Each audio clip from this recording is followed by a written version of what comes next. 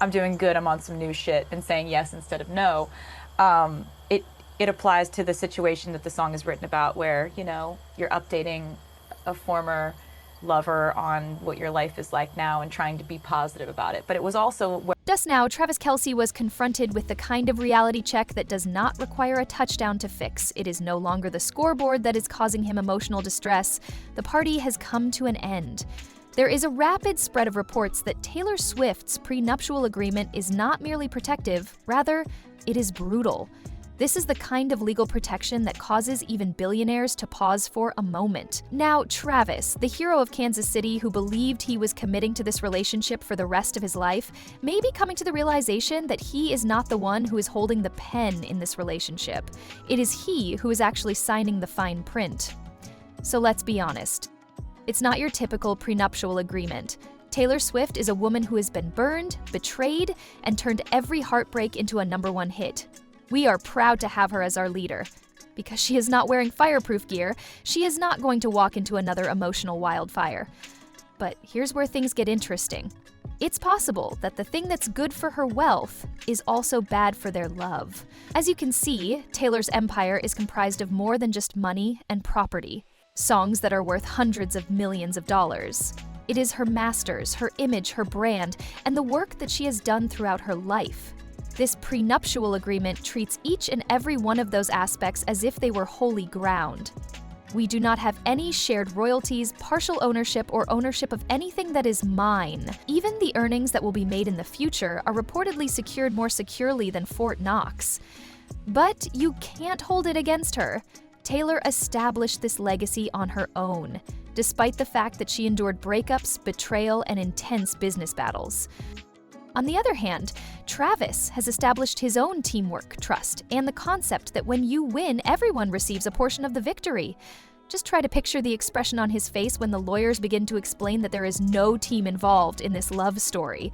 At this point, the part that hurts the most, the legal team representing Taylor allegedly went so far as to include behavior clauses, according to insiders. That's exactly what you heard. Not only determines who gets what, but also how you behave can have an effect on what you keep. It is imperative that there is no public humiliation, leaks, or crossing of certain boundaries.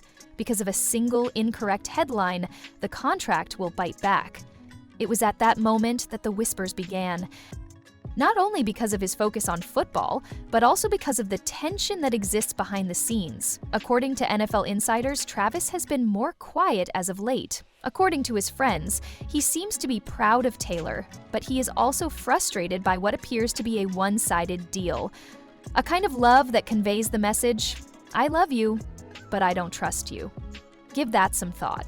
You have achieved fame, financial success, and respect, making you one of the most successful athletes currently active. On the other hand, the woman you are going to marry will force you to sign documents that reveal to the world that she is protecting herself from you. That strikes a chord deep within. At this point, it is not about who is wealthier, rather it is about power. Because it is not the case that Taylor is guarding her assets, the real story is that she is. This is due to the fact that she is utilizing them to define the parameters of the entire relationship. She is controlling her future through legal design, in the same way that she is controlling her narrative through music. This is the point at which things take a more sinister turn. According to sources, the prenuptial agreement covers more than just money. It also includes lifestyle clauses, social media rules, and even privacy expectations. That is to say, there is a penalty, not an emotional financial one, in the event that Travis ever lets slip something personal, posts a photo without permission, or even gives the press a little too much information regarding himself. In no way is that a marriage.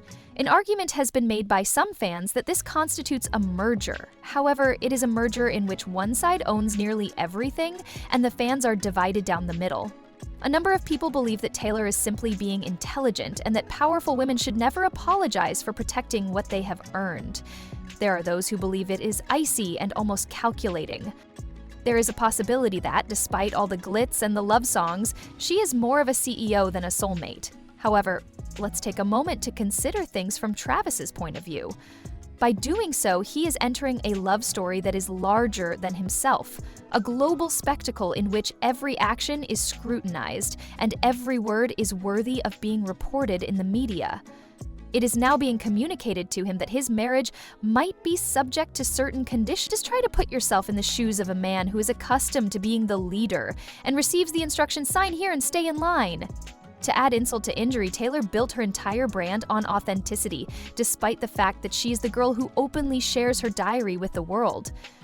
On the other hand, everything that is around her is now protected by legal walls. There is a fine print to even love. Despite the fact that it has not been confirmed, there is a buzzing rumor that one of the clauses even addresses content related to breakups.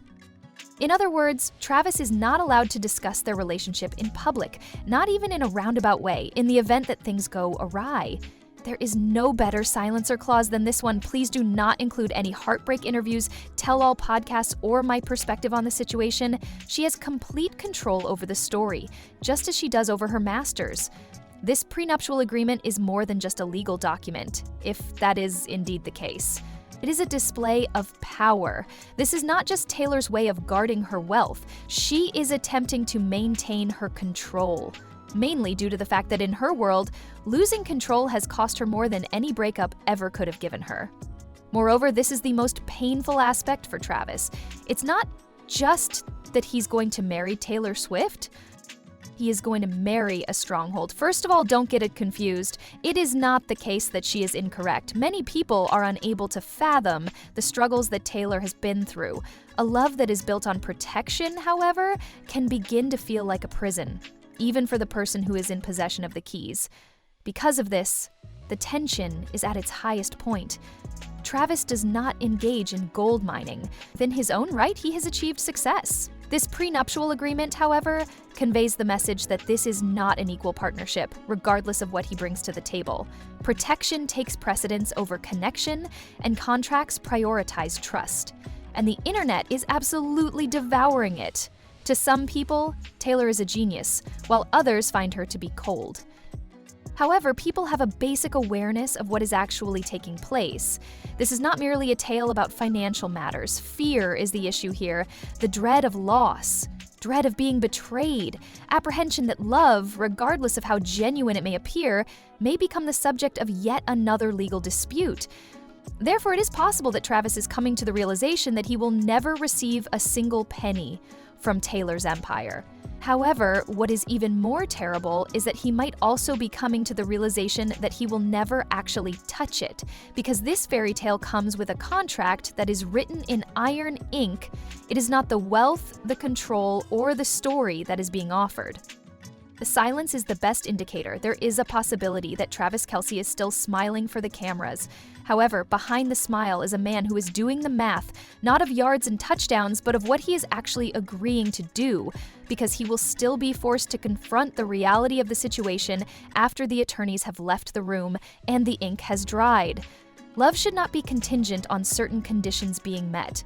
As of right now, it appears that each condition only protects one individual, rather than both.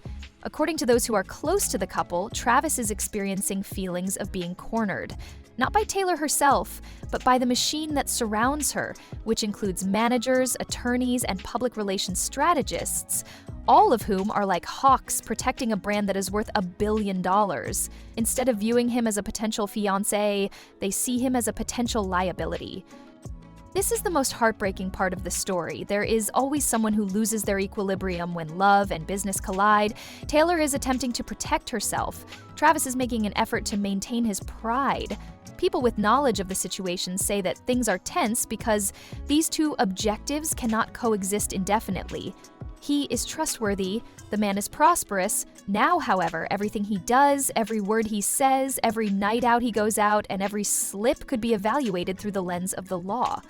What would it be like to be in love with someone and to feel as though you are being investigated?